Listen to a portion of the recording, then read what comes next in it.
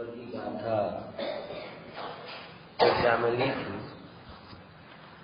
और बहुत बढ़िया बात वहां पर आई थी कि मोह निर्ममता क्या है। जो कोई बाहर से सुन रहा है उसे तो बड़ी अजब लगे कि भाई यहाँ तो निर्मम होने की बात चले, सारा जगत तेरा करुणावान बनो, प्रेम पूर्ण व्यवहार करो, यहाँ तो निर्मम व्यवहार की बात चले। बोले हाँ, निर्मम बनना है, अन्य के प्रति नहीं, शरीर के प्रति भी नहीं। शरीर के प्रति तो बहुत सारे लोग निर्मम बन जाते। हठ योगी है ना, हठ योगी, हठ योगी शरीर के प्रति निर्मम बन जाते। अरे अधिक क्या कहें, जो जिम या एक्सरसाइज में जाते हैं ना, वो भी शरीर के प्रति निर्मम ही बनते। नहीं, रियल बता रहा हूं मैं, आपकी घटना बताऊं। मैं जब 2004 में जयपुर से एमपी जा रहा था, तब वो एक बहुत बढ़िया, वो जैसे अपन बोलते ना, अपन बॉडी बिल्डर टाइप का वो व्यक्ति था। ऐसी बात चली थी उसकी, सब उसकी तारीफ कर रहे थे, बड़ी अच्छी फिटनेस बनाई, ये बनाई वो बनाई। तो बोले अगर आपको बनाना है ना तो आपको अपने प्रति कसाई होना पड़ेगा। मुझे शब्द याद आ रहा। मैंने वो तो बोले क्यों? बोले आप सोच भी सकते हो, मैं 9 बजे ऑफिस जाता हूँ, फिर 8 बजे आता हूँ, उसके बाद 2 घंटे जिम में जाता हूँ। बात तो सही है। बोले इतना कसाई परिणाम के बिना ये शरीर कसा हुआ नहीं होता है। तो नारा किया तब उस समय वो बातें अच्छा, मतलब हर चीज समझते ना, हर चीज अच्छी लगती है उस समय। टीनेज होती है ना, तो उस समय क्या होता, कोई कुछ भी बोले, हर चीज पे मुग्ध हो जाते। हाँ जो कितना मेहनती। अब थोड़े बहुत समझ आई है तो लगता है मूर्ख है। समझ आया कि नहीं आया? मूर्ख है ये, जो मैं नहीं उसको कसने में इतना समय दे रहा है बराबर, और जो मैं हूं उसे ढीला छोड़ दे रहा ये। और अभी तो लगभग पूरा पक्का निर्णय होता जा रहा है, जैसे जैसे अनुभव जीवन के बढ़ते जा रहे हैं तब तक इससे बातें बिल्कुल स्पष्ट होती जा रही हैं कि हम एक निहायती बेवकूफी में जीवन जीते हैं। निहायती बेवकूफी मतलब कि दूसरों को जो अच्छा लगे ऐसा रूप बना लिया, दूसरों को जो अच्छा लगे ऐसे कपड़े पहन लिए, दूसरों को जो अच्छा लगे ऐसा घर बना लिया, ऐसा खाना बना लिया, ऐसे फोटो ने, हम तो वहां खो ही जाते हैं। समझ में आया? धन वैभव ये सबकी होड़। मैं ये मानता हूं कि तत्व ज्ञान सुनने के बाद में थोड़ा बहुत भी सुने तो इसकी लिमिटेशन सबको ख्याल में आ जाती, क्योंकि इसके लिए बहुत ज्यादा ब्रिलियंट होने की जरूरत नहीं। थोड़े आप समझदार हो तो तुम्हें इन सब की लिमिटेशन तुरंत ही ख्याल में आएगी। लिमिटेशन ख्याल में आने के बावजूद भी बीजा लोको सुविचार से આધારથી એ વસ્તુ જે ટૂંકમાં પતવી જોઈએ એ લાંબી ચાલે છે, ચાલે છે નથી ચાલતી। મારી આ વાતને બહુ ગંભીરતા સાથે વિચાર। શું કીધું?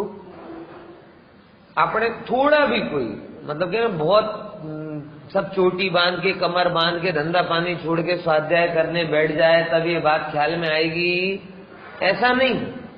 थोड़ा बहुत आधे सोते जागते हुए भी सुनोगे तो चल जाएगा, इसमें कोई फर्क नहीं पड़ने वाला, क्योंकि बात इतनी स्पष्ट है, सीधी है, सरल है?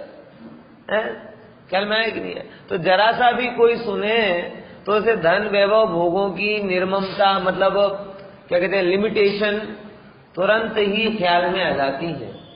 ख्याल में आने के बावजूद भी ये चीजें लंबी चलती हैं, उसका कारण एक बहुत बड़ा ये है, कौन सा?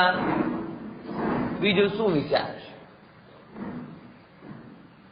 બરાબર, બીજો શું વિચારશે એ પણ જો તમે વિચારશો તો બીજું શું વિચારશે?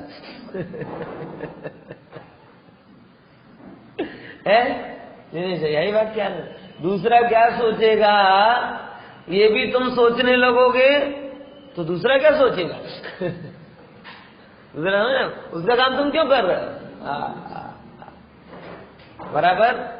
तो उत्तरोत्तर सूक्ष्म है, उत्तरोत्तर सूक्ष्म। सबसे पहले संयोग आदि के प्रति सहज निर्ममता आ जाती। निर्ममता शब्द में अभी इसके सापेक्ष बोल रहा हूं, जगत के लिए नहीं बोल रहा। ममत्व निकल गया है सो निर्मम, कठोर हो गया ऐसा नहीं। ममत्व का निकलना ये प्रोसेस, ममत्व का निकलना ये प्रोसेस है। इस प्रोसेस के दो फल होते हैं। व्यक्ति इतना कठोर हो जाता है कि हिटलर बन जाता है, ओसामा बन जाता है, जिहादी बन जाता है, और ममत्व का निकल के इतना पूर्ण हो जाता है कि भगवान बन जाता है। हम ये पॉजिटिव पॉइंट ऑफ व्यू से कह रहे हैं। जगत में वो निर्ममता जो घृणित अर्थ में है वो तो घृणित ही है, उसमें कोई संशय नहीं है। बराबर क्या है? निर्गतः ममत्वम इति निर्ममाः, क्या परिभाषा है? जहां से ममत्व निकल गया। अब ममत्व निकल के दो चीजें होती हैं, कौन सी? या तो कठोर कसाई बन जाए या एकदम वीतरागी बन जाए। तो हम वीतरागी बना उसको निर्मम कह रहे हैं, बराबर। कठोर कसाई बना वो नहीं। और लोगों को बहुत बड़ा भ्रम होता है, उनके तत्व ज्ञान के द्वारा उनके अंदर में कठोरता बढ़ रही है और वो समझ रहे हैं कि वितरागता बढ़ रही है। इससे बड़ा भ्रम और कोई नहीं। क्या बोला? और ये भ्रम अपने मुख्य में सबसे ज्यादा पाया जाता है, क्योंकि सबको नहीं, लेकिन जो तत्व को पचाते नहीं है ना, उनको जब ये कह दया आदि तो सब पर है, तो क्या दया पर है तो दया निकाल देंगे। तो लोगों का खून चूसना ये स्वा है क्या? ये परिणाम है? किसी को पीड़ा देना ये क्या स्वा है? बात समझ में आई कि नहीं आई? तो हम कहाँ, आचार्य कहाँ लेकर जाना चाहते हैं और हम कहाँ पहुंच जाते हैं?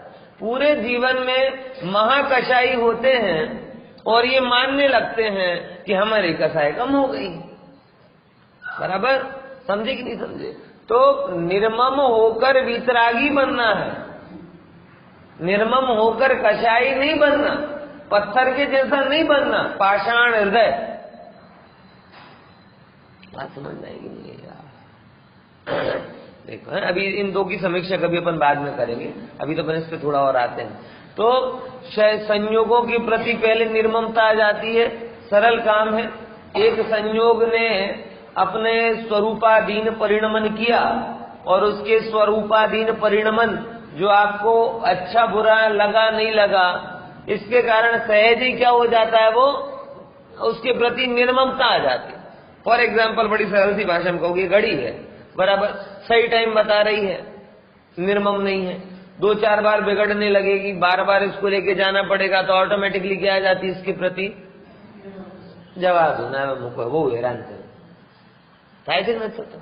એટલે संयोगों के प्रति निर्ममता आने में ज्यादा समय नहीं लगता। 1-2 बार वो अपने स्वरूपाधीन परिणमन करें, आपो आप क्या हो जाते हो उनके प्रति, मुको ने હવે पनौती छोड़ो। शरीर के प्रति थोड़ा राग ज्यादा होता है, लेकिन अन्य अन्य कारणों से भी हम शरीर के प्रति निर्मम हो जाते हैं। हो जाते कि नहीं हो जाते?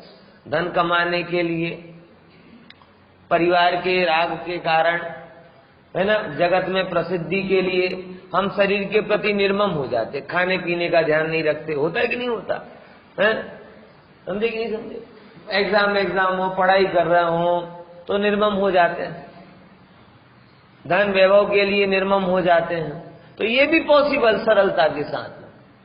सबसे ज्यादा कठिन होना क्या काम है? बोले ये जो तीसरे नंबर की बात बता रहे हैं, कौन सी? मोहादि भावों के प्रति निर्मम होना। बराबर ख्याल में है कि नहीं? देखो, मान का अंदर में भाव हुआ, किसका भाव हुआ? अब मान के लिए क्या करना? दान। तो उसने दान देने के लिए धन के प्रति निर्ममता है, बराबर। लेकिन जो निर्ममता धन के प्रति आई, पैरेलल वो किसके कारण है? मान के। समझ में आई कि नहीं आई? तो उसको ये समझना चाहिए कि मैं मानूं या ना मानूं, मान मेरा है, मान ना मान, मान तेरा ना मेहमान कि मेहमान बोलो मानो या ना मानो भाई, मान तेरा मेहमान है, तू मान नहीं, समझना है। लेकिन अब यही होता है अपना, एक मान के अलग अलग रूप है।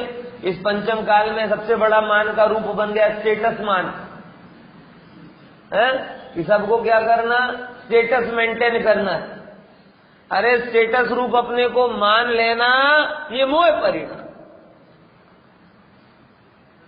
उससे अपने आप को बड़ा मानना, ये मान परिणाम। अरे मूर्ख है जगत जो दुनिया जीतने जा रहा है। अरे तेरे अंदर में जो विकार पड़े हैं उनको जीतने में सैकड़ों जगत जीतने से ज्यादा पुरुषार्थ की जरूरत है प्रभु। विदेशियों ने इस बात को समझा नहीं। विदेशियों ने ये बार बार ये कहा कि भारत के लोग कायर होते हैं, कहीं बाहर लड़ने ही नहीं गए हैं। उन्हें ये आध्यात्मिक वारसा नहीं पता कि ओहो बाहर लड़के में कम शौर्य है और भीतर को लड़ने में महाशौर्य। महावीर, महावीर बाहर लड़कर नहीं हुआ जाता, अंदर के विकारों को जीतकर हुआ जाता। अनादि से जो विकारों के कारण ये चैतन्य का जो सदन है वो मैला हो रहा, कर्म ने कब्जा जमा लिया। हर जगह देखो तो मनोविकारों की गंध दिखाई देती, कहीं क्रोध, कहीं मान, कहीं अहम, कहीं मूर्छा, कहीं ईर्ष्या। देखो तो जरा अंदर में। हो इन सबसे मुक्ति का सबसे पहला साधन है कि ये मैं नहीं, ये मेरे नहीं, मैं एक उपयोग मैं हूं। एक मनोविकार आपके लिए अनेकों अनेकों भवों में लेकर जाता है, ये आपको पता हो चाहे ना हो। विचारो सर, कमट ने 10 गो पहले बुराई किया था ना, मरुभूति की पत्नी के इसको क्या कहते हैं, अपहरण जैसा कर लिया था, ये गलत काम ही किया था ना। तो भी 10 गो पहले मरुभूति के ये राग हुआ कि चलो भैया थे, गलती हो गई सो हो गई, अब जाके देखिए। तो भी मनोविकार, इसके कारण व्यक्ति की कितनी अंधता होगी। इसके कारण मेरा अपमान हुआ, अपनी भूल के कारण हुआ। तो 10 भाव तो कमट के बिगड़े और मरुभूति के भी बिगड़े। उनका क्या भाव रहा, मेरा भाई को, दूसरे प्रकार का मोह परिणाम। एक ने इसने बिगाड़ किया, इसके कारण वो बुरा हो रहा है, और एक राग के कारण हो रहा है। दोनों के भाव बिगड़े। लेकिन एक ने आत्मा आराधना कर ली, आत्म साधना कर ली, तो जय पारसनाथ। और एक अभी का पता नहीं कहां है, कैसा है कि नहीं बात समझ है। इसीलिए आप विचार, एक एक किसी ने जरा सा आपका अपमान कर दिया धन के कारण, इसने गांठ बांध ली कि अब इसको पीछे छोड़ के ही रहूंगा। अब पूरी जिंदगी क्या करेगा, एक मनोविकार को जीत नहीं पाया और पूरी जिंदगी उसके लिए कर नीचा, किसी को नीचा दिखाने के लिए अपने जीवन का ये काम आदि विकारों को नहीं जीत पाते, यंग एज में सुसाइड कर लेते। विचार करके देखो, एक विकार उन्हें इतना भयंकर लगने लगता है कि उसके कारण ये पूरा मूल्य मनुष्य पर्याय स्वाहा कर देते। जी के क्या करेंगे, भगवान बनेंगे है? लेकिन नहीं जीत पाते, ये वे नहीं समझ में आ पा। एक आप समझो, रसना इंद्री का विकार नहीं जीत पा रहे तो व्यक्ति पहले जैन होकर पहले कंदमूल खाना चालू करेगा, रात को खाना चालू करेगा, फिर शराब पीना चालू करेगा, और ना जाने क्या क्या करेगा, वो तो आगे की चीज तो कह भी नहीं सकता। समझे कि नहीं समझे? एक कामादि विकार को नहीं जीत पा रहे तो परिवार बसाएगा, उसमें संतुष्ट नहीं होगा तो ना जाने कौन कौन से काम करेगा। आ रही कि नहीं आ रही बात ख्याल में? ये सबसे बड़ा शौर्य किसमें है? तुम इसको समझो सबसे पहले कि ये जो तुम्हारे अंदर में जो वायरस छोड़े हैं मोह कर्म ने, सबसे पहले, और देखो डॉक्टर भी यही कहते हैं, जब तक आप रोगी होते हो तो डॉक्टर कहता है अभी दुकान सब छोड़ दो, पहले नंबर क्या करो, तुम्हारा जो अंदर में जो आया है ना उसको रिकवर, आइसोलेट हो जाओ। है समझ में आए कि नहीं? ये कहते कि कोई भी आपको पहले कहते हैं आप अंदर को जीतो तब तक बाहर जीतने जाना। हम भी यही कह रहे हैं, अंदर को जीतोगे तो बाहर जाने की जरूरत ही नहीं रहेगी। थोड़ी एक स्टेज एडवांस की बात करते हैं। वो ये कहते डॉक्टर कि पहले ठीक हो जाओ फिर धंधे पर जाना, और भगवान ये कहते कि एक बार तुम ठीक हो गए तो तुम्हें कहीं जाने की जरूरत नहीं। अंदर में खजाना जिसको मिला वो कौन भोगों की भीख मांगे? आई कि नहीं बात? आप अपने जीवन में सबसे कठिन काम है, इसलिए बोलो निर्ममता पूर्वक इस काम को करो। अभी हम ये कहते मेरा मन मन मन, ये लोगों ने खरेखर मुझे वो बात समझ में नहीं आती कि मन और मनोजन्य इच्छाओं को इतनी ज्यादा तवज्जो क्यों दे दी। ये भौतिकवादियों ने बहुत गहराई से मैं बात बोल रहा हूं, पूरी ध्यान से समझना, खो जाओगे तो संसार में खो जाओगे। ये जब भी आप कभी बैठो तभी विचार करना हम किसके अधीन होकर काम कर रहे हैं, मन और इच्छाओं के अधीन। और वो कौन से भाव हैं? मोह वाले भाव हैं। किसके द्वारा आए हैं? कर्मों के द्वारा आए हैं। भावक भाव भावक कर्म है इनका। ठीक है, एक क्षण के लिए आ रहा है, अब आने से तो हम रोक नहीं सकते, क्योंकि जब हम अज्ञान में होते तब वो एंटर हो जाते हैं। अब क्या करना है? दूधो नाव पूतो फलों का आशीर्वाद देना, बढ़ते रहो ये आशीर्वाद देना। अब घुस गए आतंकवादी तो क्या करोगे? कर लो भाई, तुम्हें जो काम करना है कर, ऐसा। हाँ, थोड़ा प्रयास बुद्धिपूर्वक रोकने का, हमने तार लगाया, बुद्धिपूर्वक रोकने का प्रयास करो, तो भी रोज कुछ ना कुछ घुसपैठ होती है, तो उनको खोजो और खोज कर उनका जो उचित निस्तारण करना है वो करो। उनको अपने लक्ष्य में सफल नहीं होने दो। क्या बात है? यही करते ना अपन आतंकवादी, ये मोहादी विकार आत्मा को आतंक करने वाले त्रासवादियों से बराबर खेलना है। लेकिन हम तो बाजे गाजे के साथ उन्हें लेकर आते हैं, पंच कल्याणक प्रतिष्ठा करके उनको बिठाते हैं और प्रभावना के द्वारा रवाना करते हैं।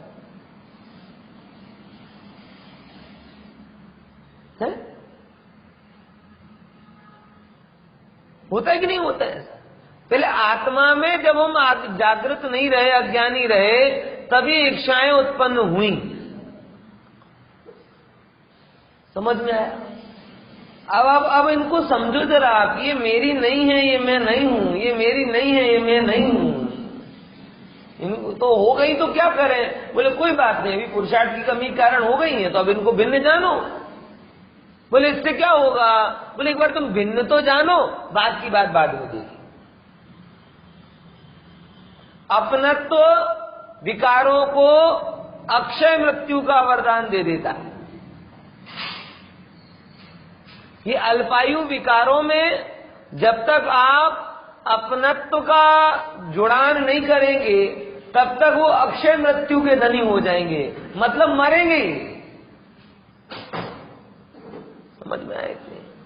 और हम आज तक यही काम कर रहे हैं, नाश करने के नाम पर संयोग और संसाधनों को बदल देते हैं, लेकिन जिस अपनत्व के कारण वो अक्षय अमर पद को पा गए, वो अपनत्व पीछे नहीं हटाते हैं, तो मेरे ही नहीं। और वैसे पंडित जी मैं बहुत स्वाभिमानी हूं, तू ज्ञानी है, मानी नहीं। मैं वेल डिसिप्लिन्ड वाला हूं, ऐसा वैसा हो, मुझे बर्दाश्त नहीं होता। तू ज्ञाता है, ऐसा नहीं है, तू समझ, तू सिद्धों के जैसा है। मैं बहुत कैलकुलेटिव हूं, पाई पाई का हिसाब रखता हूं। अरे भाई, पाई तेरी नहीं है, तू किसका हिसाब रख रहा है? व्यापार का पहले नंबर का सूत्र होता है ना, अपना क्या है उसका निर्णय कर। तो ये व्यापार में यही सबसे पहले समझना है कि एक पाई भी मेरी नहीं है, तो किसका हिसाब रखूं मैं? ओहो, है? व्यवहारी हूं, इसलिए कहां कैसे बोलना है ये मुझे पता है। अरे भाई, तू बोल सकता नहीं, तू बदल सकता नहीं, तू समझ समझ समझ। ओहो, समझ में आया कि नहीं? हर एक व्यक्ति ने, मतलब क्या कहें, दुख होता है। व्यक्ति अपने स्वभाव को भूलकर, कोई माना देखो हम तो भैया मौजीले स्वभाव के हैं, हम तो अलग अलग है ना, हम फूडी हैं, और फिर हम अलग अलग सब है ना, हम पूरे घूमने वाले हैं, उनका अलग नाम दे दिया। किसी ने अपने आप को फूडी मान लिया, किसी ने अपने आप को भोगी मान लिया। अच्छा वही बात है, हम भोगी हो तो बंदा फूडी है, भोगी नहीं। अच्छा फूडी क्या, ये कुछ शब्दों को तो बुरे लगते हैं, लेकिन वही शब्द जब अंग्रेजियत की चाशनी में लिपटे हुए आते हैं ना, तो उसको क्या जोड़ देता है, ये जॉली नेचर के। जॉली मतलब क्या, ये फलाना नेचर है। मतलब हर चीज को आपने जब इंग्लिश की चाशनी में कवर करके दे दिया तो स्वीकार कर लिया। और वही हमने एक शब्द में बोल दिया, ये सब भोगी हैं, मोही मोह के चिन्ह हैं, और इनसे भिन्नता मुझे महसूस करनी चाहिए। वो एक शब्द आपको ख्याल में नहीं आया तो सब गड़बड़। ये जीव अब समझ अपनी प्रकृति को, इन आतंक के त्रास में कब तक जिएगा? क्षण मात्र भी तेरे अंदर में जो विकार आता है, तू उससे भिन्न में ज्ञायक हूं, ये क्यों नहीं विचारता है? क्यों उस विकार के साथ इतना तन्मय हो जाता है कि उसका अस्तित्व तुझे अपना अस्तित्व लगता है, उसकी खुशी तुझे अपनी खुशी लगती है, और सेम उसके विरुद्ध कोई जाए तो बर्दाश्त नहीं होता। अब सब कंपलसरी टोडरमल जी साहब का 3रा अध्याय पढ़ना, उसमें मोह का विधान और विस्तार, ये चैप्टर है। क्या है? मोह का विधान और विस्तार, इष्ट अनिष्ट कल्पना। उसमें आपको पूरी संसार की जो है ना, पॉइंट टू पॉइंट क्या क्या हो रहा है, वो एक एक कड़ी से कड़ी सब ख्याल में आएगी। विधान और विस्तार में कैसे मोह आता है, कैसे बढ़ता, और उसका मूल फिर वो इष्ट अनिष्ट कल्पनाओं में चला जाता है। आप पढ़ना जरूर, मुझे मालूम है शायद एक आध पढ़े, लेकिन अपना काम आज नहीं तो दिमाग में तो रखो, कभी मोक्ष में प्रकाशक देखे तो इसको पढ़ना कि कैसे होता है।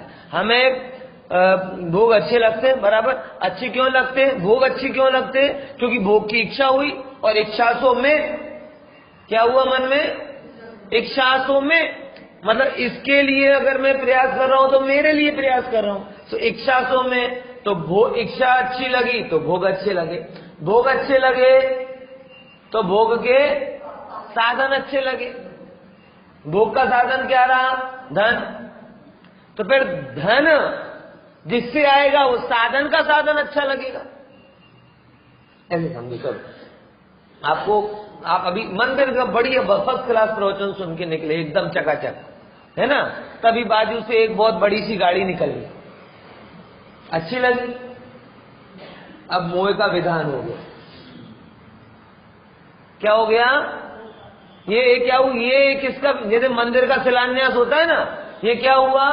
अच्छा लगना मतलब मोह का शिलान्यास। अब हम कितनी शिलाएं रख ली मोह की आज तक, अभी देखना, कभी किसी की गाड़ी अच्छी लगती है, कभी किसी के कपड़े अच्छे लगते हैं, कभी किसी होटल का बोर्ड अच्छा लगता है, कभी कोई कमरा अच्छा लगता है, कभी क्या क्या अच्छा नहीं लगता। 24 घंटे में गे तो रहते ही नहीं हमारे सामने, अच्छे बुरे ही रहते हैं। और पहले तो आंखें कम जगह पहुंच पाती थी, अब तो सबका मोबाइल सब जगह है। पहले तो जितना जितना दिखता था उतना ही विधान करते थे, अब तो मोबाइल ने दुनिया दिखा दी। तो क्या बढ़ा, ज्ञान बढ़ा कि मोह बढ़ा? आप सबसे पहले अभ्यास करके देखना, जब तक ज्ञान और मोह को भिन्न ना कर पाओ तब तक ज्ञान बढ़ाना खतरे से खाली नहीं। इन्वर्टेड कॉमा में बोल रहा हूं, फिर से क्या बोला? જ્યાં સુધી જ્ઞાન અને મોહ બે વચ્ચે બેને જુદા જુદા ના જોઈ શકતા હો ત્યાં સુધી તમારો વધારેલો જ્ઞાન અલ્ટિમેટલી શેમાં કારણ બને છે? એટલા માટે બહુ જ્ઞાન વધારવું તમારા માટે હિતવા નહીં. કેમ કે એ જ્ઞાનથી તમને જ્ઞાયકની ધૂન નહીં આવશે, એક બીજા પ્રોજેક્ટ શરૂ થઈ જશે. જે મંદિરનો શિલાન્યાસ હોય ને તો મોયનો શિલાન્યાસ, તો શિલાન્યાસ કર્યા પછી પૂરો થોડી થઈ જાય, એના માટે જુદી જુદી વસ્તુ આવે. એમ તમારા અમારા અંદરમાં મોયનો શિલાન્યાસ થયો તો પછી એ પ્રોજેક્ટ શરૂ થઈ ગયો. પછી મોહની વ્યવસ્થા કેવી જબરજસ્ત. સ્ટેટસમાં મોહ વધે, એમેઝોનની સેલ જો તો મોહ વધે, મિંત્રાના કપડા જો તો મોહ વધે, ફેસબુકના સ્ટેટસ જો, યુટ્યુબના સ્ટેટસ જોતો તો મોહ વધે. એ ગ્લોબલી જ્યાંથી માનસ થયો છે ત્યાંથી બધું ગ્લોબ કેવો હોય? ગોલ આદિ અંત હોય. તો ગ્લોબલી થવાના ચક્કરમાં એ મોહને આદિને પણ ભૂલી ગયો છે ને અંત કરવાનો તો યાદ રહેતો જ. તો ગ્લોબલી થવું આ કોઈ ઇન્ટેલિજન્સી આપણું નથી, મૂર્ખતા છે ભાઈ, बुद्धिमत्ता नहीं. ख्याल में आवे? तो मोह का शिलान्यास हो गया. जैसे ही आपने गाड़ी देखी, कपड़ा देखा, अब क्या होगा? बढ़ेगा. कैसे बढ़ेगा? अच्छा लगेगा, मैं पहनूंगा तो कैसा लगेगा? बहुत बढ़िया. तो उसके लिए वो चीज लानी. तो अब विस्तार. अब आएगी कहां से गाड़ी? ऐसे तो मैं बार बार बोलता हूं, अपन हीन काल में जन्मे हीन पुण्य वाले हैं, बराबर. अपना ऐसा चक्रवर्ती तीर्थंकरों जैसा नहीं है कि इच्छा हो तो अरे साहब ये इच्छा लो. देव आगे तुम्हारे घर के आगे गाड़ी छोड़ के चले जाए, देव आगे तुम्हारे घर के आगे वस्तु छोड़ के चले जाए, ऐसा नहीं. इन काल वाले जीवों के लिए उसके लिए माथा कूट करनी पड़े. अब विधान हो रहा है, विस्तार हो रहा है. अब क्या होगा? जिस धन के से वो गाड़ी आई, वो धन वो आपको प्रिय लगेगा. वो धन जिससे आया वो व्यक्ति प्रिय लगेगा. वो व्यक्ति जिस तरीकों से आएगा वो तरीके प्रिय लगेंगे. रिवर्स, धन नहीं आएगा तो अच्छा नहीं लगेगा. जो व्यक्ति आपके धन का नुकसान करेगा वो अच्छा नहीं लगेगा. जिन तरीकों से धन का बिगाड़ो वो अच्छा नहीं लगेगा. और इसी में तो पूरा संसार. ऐसी तो एक इच्छा नहीं, अनंत इच्छा. जिसके प्रति क्रोध हो वो बुरा लगता है. और क्रोध अगर वो साड़ू भाई जिसके प्रति हमें क्रोध हो और दूसरा भी उसके प्रति क्रोध करे तो कुदरती हमारा मित्र बन जाता है. बस दोनों मिलके क्या करेंगे? विधान और विस्तार. साड़ू भाई बना लिए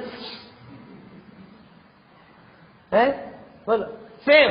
अब जो उसका रिवर्स भी होता है कि जिसके प्रति हमारा क्रोध हो, कोई उसके प्रति मित्रता करे तो कुदरती क्या हो जाता है वो हमारे लिए? वो शत्रु जैसा दिखने लगता है. विचार करके देखो. और फिर शत्रु का मित्र मित्र, शत्रु का शत्रु मित्र, और शत्रु का मित्र वो अपना शत्रु, ऐसे करके राजनीति चलती है. समझे कि नहीं? चाणक्य ने बहुत पहले मंडल सिद्धांत दिया है. अर्थशास्त्र लिखा ना चाणक्य ने, तो उसमें एक बहुत सुंदर कि पड़ोसी राजा कभी मित्र नहीं हो सकते. चाणक्य ने मंडल सिद्धांत दिया है क्योंकि वो आपके राज्य पर हड़पने बैठा है, इसलिए पड़ोसी कभी आपका मित्र नहीं होगा. पड़ोसी का पड़ोसी 100% मित्र होगा. यानी पाकिस्तान मित्र नहीं होगा, अफगानिस्तान मित्र होगा. ऐसा समझे कि नहीं समझे? ऐसे यहां भी ये विधान और विस्तार है. अर्थशास्त्र का, राजनीति शास्त्र का सबसे पुराना सिद्धांत है मंडल सिद्धांत. मंडल सिद्धांत उसने बताया तुम पड़ोसी से मित्रता, वो कभी मित्र नहीं होगा. पड़ोसी का पड़ोसी मित्र होगा क्योंकि पड़ोसी की नजर तुम्हारे राज्य पर होगी, बराबर. ऐसे ही पड़ोसी की नजर उस पड़ोसी के राज्य पर होगी, तो अपन दोनों मिलकर इसके राज्य को पचा सकते हैं, लेकिन ये तुम्हारा कभी मित्र नहीं बनेगा. ये विधान विस्तार हो रहा है. राजनीति में ये विधान हुआ, अर्थ में ये हुआ, भोग में ये हुआ। विचार करके देख, कोई तुम्हें प्रिय लगा, बराबर। अब अपन क्या विचार करते हैं कि इस प्रिय का कांटेक्ट कहां पर है, तो फिर उसके पीछे जाओ, फिर उससे वहां जाओ। एक एक जगह आप देखोगे, ये मतलब समय सार नहीं है, ये संसार का भी सार। एक एक जिन जिन विकारों से हम त्रस्त रहते हैं, आप उन सारे विकारों के मूल में जाइए। तो मैंने अभी 3 बताया आपको, आप 300 प्रकार के विकार लाओगे ना, तो सब में सेम गणित लगेगी कि कैसे विधान हुआ और कैसे विस्तार। आ रही कि नहीं आ रही बात समझ में? ये अभी 3 एग्जाम्पल दे दिए मैंने, जिन्हें कौन कौन से, अर्थशास्त्र का, राजनीति शास्त्र का और भोग आदि वृत्ति का। और जितने भी आपको लगाने वो लगाने। शरीर प्रिय लगता है तो शरीर को ठीक रखने वाले डॉक्टर, जिम और योगा टीचर वीचर ये सब बढ़िया लगते हैं, और इसका बिगाड़ करने वाला शत्रु लगने लगता। बेचारा कोरोना ने क्या बिगाड़ा हमारा, वो भी तो बेचारा आश्रय शेल्टर लेस है, रिफ्यूजी है, आश्रय खोज रहा है। फंसा है बेचारा, क्या करे, उसे जगह नहीं मिल रही, कहां जाए? चमगादड़ों से निकाल के तुम लेकर आए उसे है, बोलो। आश्रय खोज रहा है, वो भी अपने आप को बदल रहा है, वो भी ढीला पड़ रहा है। डेल्टा से ओमिक्रॉन ढीला हुआ, ओमिक्रॉन से दूसरा ढीला होगा, वो खोज रहा है। मुद्दा ये दोनों सेट हो जाएंगे तो काम बढ़िया हो जाएगा। आपके अंदर में हजारों करोड़ों लाखों पड़े हुए, 1-2 और रह लेंगे। लेकिन इस शरीर के प्रति हमें अपना तो है, इसलिए कोई इसका बिगाड़ करे तो बर्दाश्त नहीं हो। ये विस्तार हो गया। विचार हर चीज की है कि हो तो मूल जीतने का उपाय क्या? अब कुंकुन आचार्य देव कहते हैं कि जो भाव मन में हुआ, क्या बोला अब उपाय? जो भाव मन में हुआ वो मन में हुआ, मेरे में, मैं तो उपयोग मैं हूं। यहां से आपने चालू किया तो विधान ही नहीं हुआ तो विस्तार कहां से होगा? आई कि नहीं आई? अपनत्व ने विकारों को अनंतता दे दी। क्या बोला? अपनत्व ने विकारों को अनंतता दे दी है। विकार अल्पायु ही होते हैं, कोई विकार अनंत काल नहीं टिकता। अगर अनंत काल टिक जाएगा तो स्वभाव हो जाएगा। बात को समझो। आ रही कि नहीं आ रही बात? क्या विकार नहीं है ना, उनकी ताकत नहीं है अपने बल पे लंबे समय टिकने की। समझो कि नहीं समझो? जैसे कोई लारी लगाता हो और वो धन वैभव का प्रदर्शन करे आपके सामने, तो आप क्या करोगे? करने दो, कितना करेगा? तो पूरी संपत्ति मिटा देगा ना, उतनी तो मेरी एक दिन की कमाई। उसकी ताकत नहीं है ज्यादा लंबा टिकने की। हाँ, लेकिन आप उसके प्रति अत्यंत प्रीतिवान हो, अब उसको अपने अकाउंट का नंबर दे दो तो तुम्हारा अकाउंट खाली कर जाएगा और फिर वो आपके पैसों पे खेलेगा। आईपीओ है, समझे कि नहीं समझे? विकारों में अपनी ताकत नहीं है, हमारी ताकत से वो बड़े होते। और सबसे पहले उनको नाश करने का तरीका ये है कि ये मैं नहीं हूं, उसमें से अपनत्व खींच लो। बस क्या खींच लो?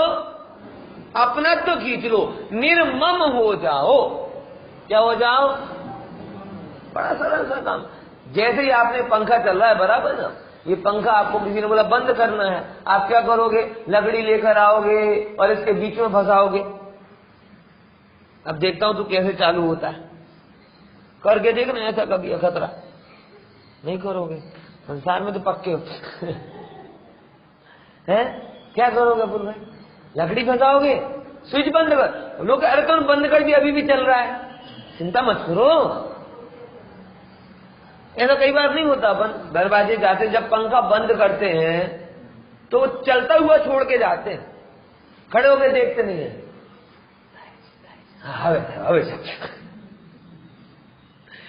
दरवाजा अधिकतर स्विच बोर्ड दरवाजे के पास में ही होते हैं। स्विच बंद किया, लॉक किया, देखा भी नहीं कि बंद हुआ कि नहीं, चलता हुआ छोड़कर जाते हैं और बंद मिलता है। और लकड़ी लेकर बंद दिख भी जाए, डंडा लेकर खड़ा हो जाओ और समझ गया अभी तो चल नहीं रहा, तो अब चले, तो जैसे ही लकड़ी हटाओगे, अब क्यों? कोई बड़ा रॉकेट साइंस नहीं है। पावर सप्लाई बंद हो गई तो चलेगा कैसे? ये अपनत्व तो क्या है? विकारों को चलाने वाला पावर सप्लाई। एक बार आपने उस पावर सप्लाई को बंद कर दिया, थोड़ा बहुत कूदेंगे क्योंकि अभी इतना जितना है वो तो चलेगा ना।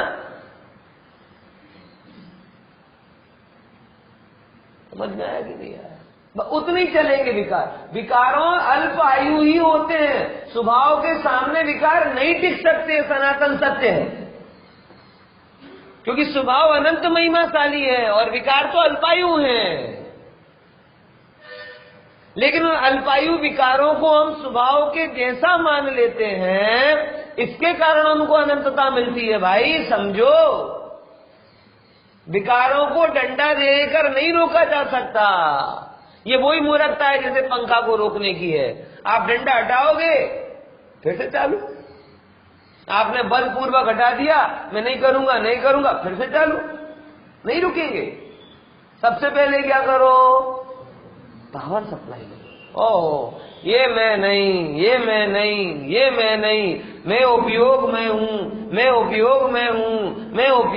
हूं, दोनों साथ में होते हुए भी आपको ज्ञान का स्वाद और विकार की कड़वाहट दोनों ख्याल में आनी चाहिए। ये इस टीका में ये एग्जाम्पल दिया है। जैसे श्रीखंड खाते हुए भी, श्रीखंड के एग्जाम्पल है, देखो क्या है यहाँ पे, जो क्या गए ना वही है, भगवान आत्मा, जो तीजा लाइन थी हूं चौथा लाइन, भगवान आत्मा जाने छे कि परमार्थे हूं एक छू, તેથી જો કે સમસ્ત દ્રવ્યોનો પરસ્પર સાધારણ અવગાહનું એટલે એક ક્ષેત્ર અવગાહનું નિવારણ કરવું અશક્ય હોવાથી મારો આત્મા ને જળ શ્રીખંડની જેમ એકમેક થઈ રહ્યા છે, તો પણ શ્રીખંડની માફક સ્પષ્ટ અનુભવમાં આવતા સ્વાદના ભેદને લીધે હું મોહ પ્રતિ નિર્મમ છું। स्वाद भेद है। कैसा स्वाद भेद है कि जो जैसे दधी और है ना, दधी और श्रीखंडी का जो अवसर है, वो गुड़ की मिठास और दही की खटास, ये दोनों आपको पता है ना। श्रीखंड खाया हो, बराबर, आजकल तो श्रीखंड के बहुत सारे फ्लेवर हो गए हैं, ख्याल में। तो कोई भी वस्तु हो उसमें दो चीजें तो क्लियर है, एक मिठास और एक खटास। फंडामेंटल तो ये। अब उसमें आप केसर डालो, चाहे वो 2-4 इलायची डालो या 2-4 अलग अलग टाइप के हैं, वो अलग है। लेकिन कितना स्पष्ट निर्णय होता है कि इसमें जो भी खट्टापन है वो किसका? दही। और जो भी मीठापन है वो किसका? शक्कर का या गुड़ का। और जो भी अलग स्वाद है वो उस एक साथ ही सब निर्णय होता है ना। आता श्रीखंड एक साथ ख्याल में, लेकिन निर्णय पक्का होता है ना कि इसका मिठास का कारण ये, खटास का कारण ये। ये आत्मा में हमेशा से ही ऐसा होता है कि मैंने क्रोध को जाना, अब ये क्रोध है उसका कारण अलग और जाना उसका कारण अलग। वो जो जानने वाला डिपार्टमेंट है वो मेरा है, और जब मैं मेरे काम में परफेक्ट हो जाऊंगा तब अन्य में जाऊंगा। मेरे काम में परफेक्ट ही नहीं हो पा रहा हूं तो अन्य में क्या जाए? ऑफिस में कोई कलीग्स मेरा कहे कि भाई मेरा काम कर देना, ठीक है, मेरा हो जाएगा तो कर दूंगा। माताओं बहनों कोई कहे कि मेरे घर रसोई बनाते ना, मेरे यहाँ तकलीफ मेरी हो जाएगी तो आ जाऊंगी, लेकिन मेरी ना होए और तो भी वहां चला जाओ, ऐसा थोड़ी होता है। यहाँ तो हम बड़े करुणा भावी, सेवा भावी, उदार वृत्ति वाले हैं। अपने यहाँ 100% गायब और कर्म के डिपार्टमेंट में डबल प्रेजेंट। अपना घर छोड़कर जो गया ऐसा कौन सुखी रहा है? ख्याल में आ रहा नहीं? जो भी अपना घर छोड़ के जाता है ओ सुख नहीं दुखी पाता है। हे चैतन्य विनायक प्रभु तेरा घर है, विकार विहड़ है, विहड़ में जाएगा मर जाएगा। अपने घर में रहना। अंधेरे में हमेशा ये लगता है कि उजाले से पहले हम घर में पहुंच जाएं, अंधेरे के पहले पहले घर में पहुंच जाएं। ओ प्रभु तुझे संसार में इस भाव में ऐसा नहीं लगता कि आयु ढलने के पहले पहले हम क्या हो जाएं, अपने घर में पहुंच जाएं?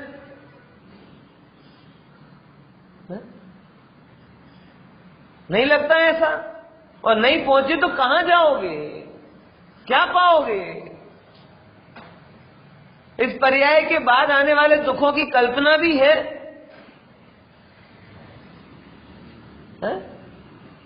विचार करके देखो। इसीलिए हे जीव विनायक प्रभु के प्रति प्रीति ला, गायक स्वभाव के प्रति अपनत्व जगा। हो शुरुआत ही ना होने दो, भिन्न भिन्न दिखाई दे, अपनत्व खींच लोगे, विकार अपने आप मर जाएंगे। उनमें नहीं है ताकत, उनमें नहीं है ताकत। वो एक उदय है। क्या है? उदय। अब कोई भी वस्तु है, मनोविज्ञान कहता है, बहुत सिंपल एक अच्छी बात कहते हैं उसमें, कि कोई भी इच्छा होती ना, इच्छा का काल 21 मिनट का होता है। कितना? 21 मिनट। आपको बहुत बढ़िया खाने की इच्छा हो रही ना, अभक्ष पदार्थ हो, भक्ष पदार्थ हो, उचित कार्य हो, अनुचित कार्य हो, तो 21 मिनट वो आपकी क्या होती है? इच्छा का पीरियड होता है। अगर आपने उतने टाइम निकाल लिया तो अपने आप नष्ट हो जाता है। तो कई बार हम कहते हैं ना, जिंदगी भर यही करते रहेंगे इच्छाओं को दबाते हुए। नहीं, तुम्हें जिंदगी भर इच्छाओं को दबाना नहीं है, 21 मिनट ही। ये तो भोगियों ने जिन्हें अपना काम पूरा करना है ना, वो कहते हैं जिंदगी भर दब दब के। कौन कह रहा है दबाना? वो तो खुद ब खुद मरे मरा है, कोई दबाने की जरूरत नहीं पड़ती। हे ज्ञान को ये मैं नहीं, ये मैं नहीं। दबाना कब होता है कि ये मैं हूं, मुझे चाहिए है, मुझे सुख चाहिए है, बराबर। इसके लिए वो क्या कर रहा है? वो दबा रहा है, उसके खतरनाक होता है। हम तो ये जानना कि ये हो रही है, खेल दिखा रही है, लेकिन ये मेरी नहीं है। बात करना,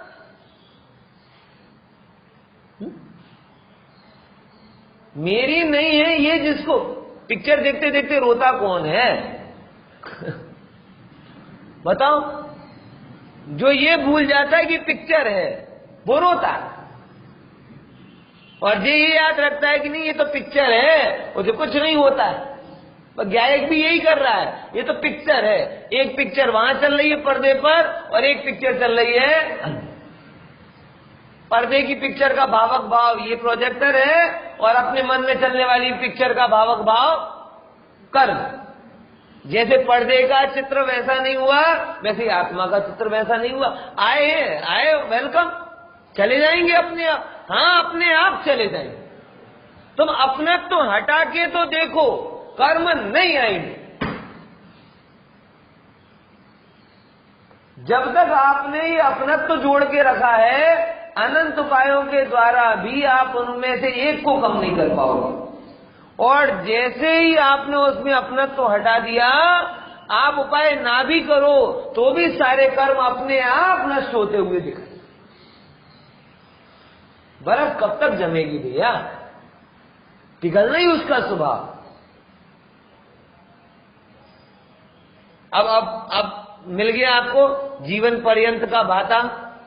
क्या काम करना है? मोह।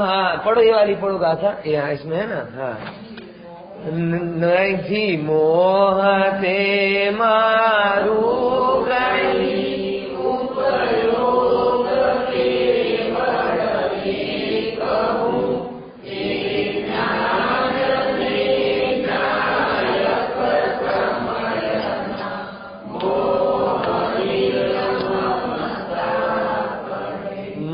के प्रति निर्ममता, यानी मोह निकल गया